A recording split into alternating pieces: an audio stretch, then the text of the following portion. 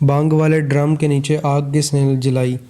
بابا جی آج بہت غصے میں تھے اور تمام مریدوں کو دھوپ میں کھڑا کر رکھا تھا اور ہاتھ میں جنات نکالنے والا ڈنڈا پکڑے باری باری سب سے پوچھ رہے تھے کہ بھانگ والے ڈرم کے نیچے آگ کس نے جلائی، لیکن کوئی بھی مرید ماننے کو تیار ہی نہیں تھا اور نہ کوئی کچھ بتا رہا تھا۔ آخر بابا جی آستانے کے وسط میں لگے بوہڑ کے درخت کی چھاؤں میں جا بیٹھے اور مریدوں کو بھی پاس آ کر بیٹھنے کو کہا۔ تمام مرید جو کافی دیر سے دھوپ میں کھڑے تنگ آ گئے تھے، جلدی سے آ کر بابا جی کے ارد گرد بیٹھ گئے۔ بابا جی نے پاس رکھے مٹکے سے پانی نکال کر پیا اور کچھ دیر سوچنے کے بعد تمام مریدوں سے بولے کہ تمہیں ایک واقعہ سناتا ہوں۔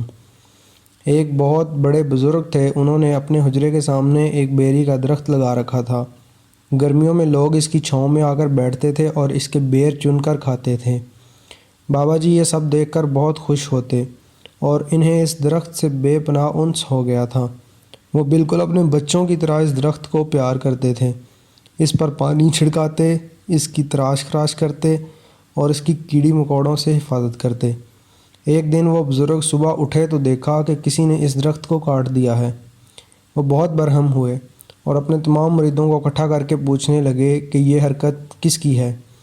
مریدوں نے بزرگ کو کبھی اتنے غصے میں نہیں دیکھا تھا، لہٰذا وہ تھر تھر کانپنے لگے، مگر ایک مرید جو نیا نیا بزرگ کا مرید بنا تھا وہ آگے بڑھا اور اپنی غلطی قبول کی کہ آستانے کی چھت کی مرمت کے لیے لکڑی کی ضرورت تھی، اس لیے اس نے وہ درخت کاٹ دیا۔ وہ نہیں جانتا تھا کہ درخت ان بزرگ کو اتنا عزیز تھا۔ وہ بزرگ آگے بڑھے اور نوجوان کو گلے لگا لیا اور بولے کہ تم نے سچ بولا ہے، لہٰذا میں تمہیں معاف کرتا ہوں۔ درخت تو پھر اگ آئے گا، لیکن آج اگر میں نے تمہیں کچھ کہا تو تم دوبارہ سچ بولنے سے ڈرو گے۔ بابا جی اتنا بول کر چپ ہو گئے اور مریدوں کی طرف دیکھنے لگے۔ ایک مرید اپنی جگہ سے اٹھا اور بابا جی کی قدموں میں آ بیٹھا اور بولا، سرکار، ڈرم کے نیچے آگ میں نے لگائی تھی۔ اتنا سننا تھا کہ بابا جی نے اس کا سر پکڑ کر ٹانگوں میں جکڑ لیا اور جنات نکالنے والے ڈنڈے سے اس کی پھینٹی لگانا شروع کر دی اور خوب جم کر دھلائی کر دی۔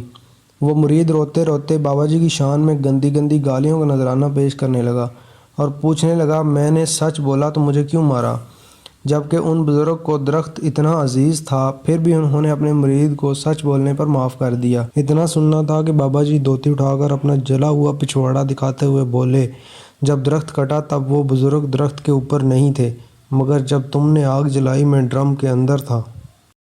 اگر آپ کو ہماری ویڈیوز پسند ہیں تو مہربانی کر کے ہمارے یوٹیوب چینل کو ضرور سبسکرائب کریں۔ جزاک اللہ خیر۔ دن کی بہترین ویڈیوز دیکھنے کے لیے ڈیلی مورل ویڈیوز کو ضرور سبسکرائب کریں۔